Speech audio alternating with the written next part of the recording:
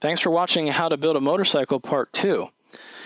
In Part 1, we discussed forks, hardware, and plumbing. And in Part 2, we're going to discuss brakes, wheels, tires, powertrain, and the engine.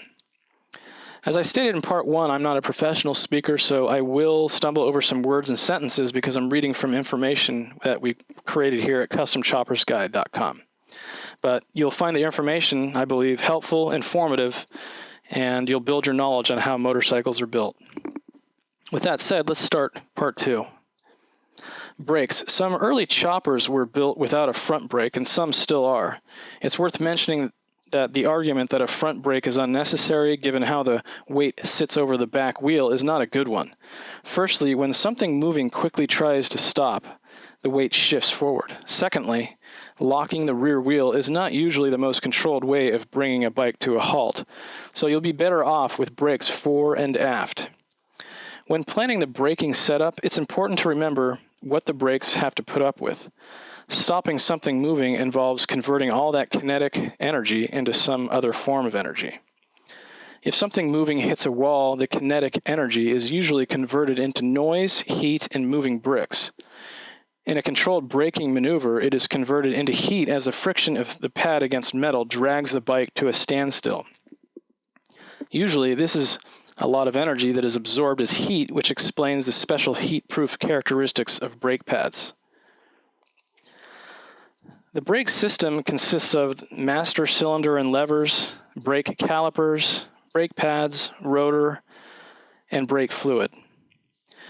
The easiest way to think about the brakes is as a system like this because each part needs to match. For example, a single caliper with a 4-piston design will work with a 5/8 inch bore on the master cylinder, whereas dual calipers of 4-piston design will need a 3/4 inch bore on the master.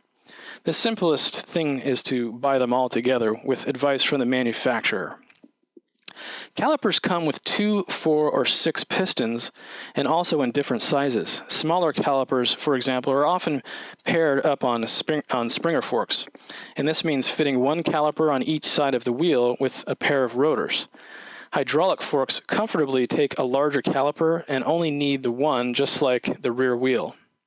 Apart from the caliper and the levers, the most noticeable part of the braking system is the rotor. There are more different designs of rotors than there are designs of wheels. Matching the two is a matter of personal judgment and style. The material is usually iron or stainless steel.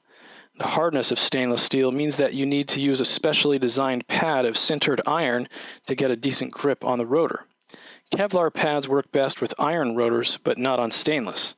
Again, by thinking of the brake as a system, you can get all the right parts together. The brake fluid should always be more expensive. .5 silicone-based fluid rather than the .3 or 4 that's fit for 4 wheels. Being silicone-based, .5 doesn't interact with water like the other glycol-based types, nor does it damage paintwork. It's a good choice for a chopper. All brake fluids being liquid are incompressible.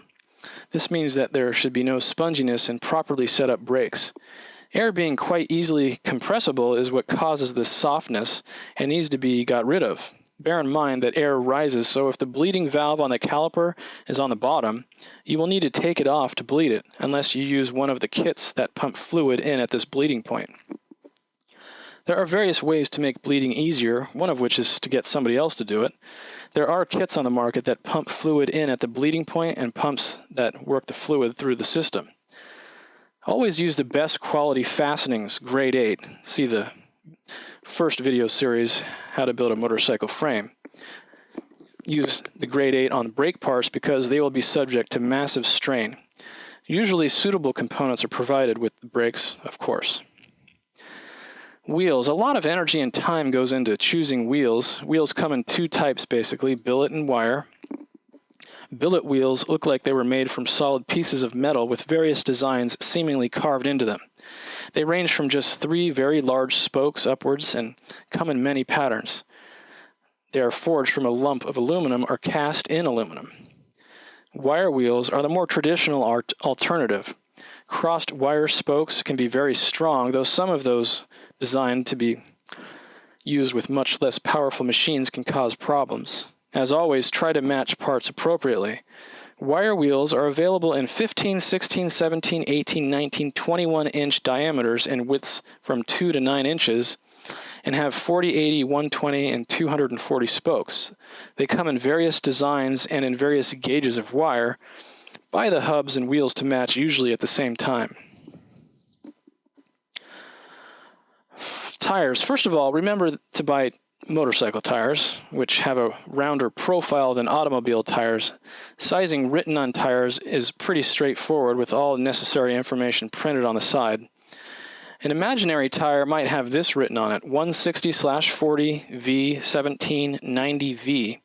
The first figure, 160, is the width of the tire measured in millimeters, measured near the rim. It gets fatter than this near the middle. The next figure explains the profile of the tire being the ratio of the sidewall to the diameter. In this case, the sidewall only measures 40% of the width of the tire, which is a very low profile. Tires are rated for speed using internationally standardized letters starting at N through to Z, though not in strict order. S is the lowest you'll find for a motorcycle, and the order goes like this on this table. Then there are combinations of letters for various manufacturers that don't quite this convention, but they publish the data in any case. The 17 written on the tire wall simply means that the tire fits a 17-inch wheel. The final part of our example reads 90V and is the load index. The V part refers to the speed at which the load index was measured, 149 miles per hour. And the load index needs to be looked up. In this case, 90 equates to a 600 kilogram load. If you had front and back tires rated like this, then you'd be happy with a 1,200 kilogram load, which is about 2,650 pounds. Again, this data is published, and your best bet, if you're interested, is to look the load index up on a chart. The powertrain. Finally, we come to the stuff that makes it all go, the powertrain. This diagram shows approximately how the parts fit together. It consists of a V-twin engine, a primary drive, the transmission, and a belt or chain-driven final drive. We'll deal with the engine and the drive separately. The engine. All choppers carry a V-twin engine, or at least I should say most choppers carry a V-twin engine, so called because of the way the two cylinders form the shape of a letter V, rather than being set out in a straight line, of course. This arrangement takes up less space and offers power. These V-twins don't fire their cylinders with the same gap between each one.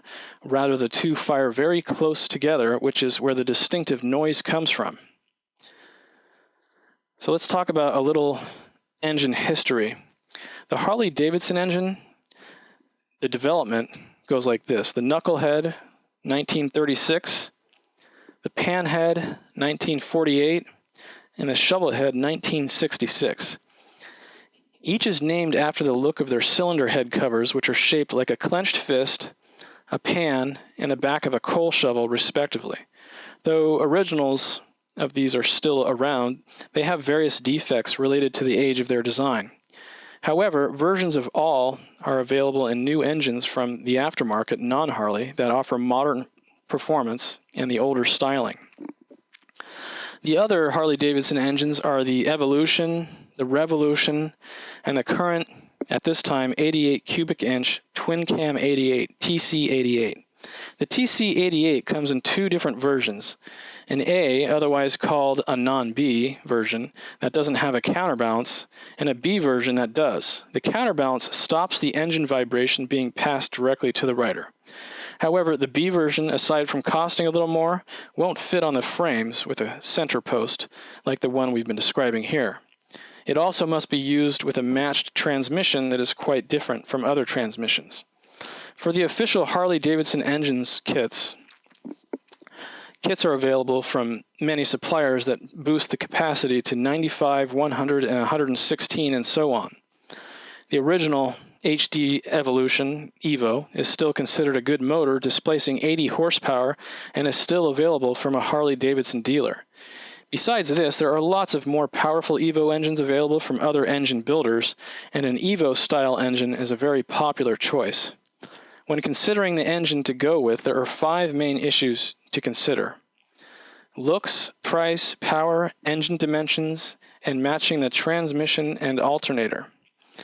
The first three are down to the individual, bearing in mind heavier bikes may need more power, but most of the modern and modern old style engines will be sufficient. The engine dimensions vary and the frame needs to be suitable. An Evo is taller than a shovelhead, for example, and a TC88B needs a frame without a center post. It's a decision that you make when making the frame, although there's quite a bit of flexibility. As always, the engine manufacturer or supplier can advise you here. That's it for part 2. So go get part 3. In part 3, we'll cover the drivetrain, the electrical system, and the ignition system. Thanks for watching part 2, and we'll see you in part 3.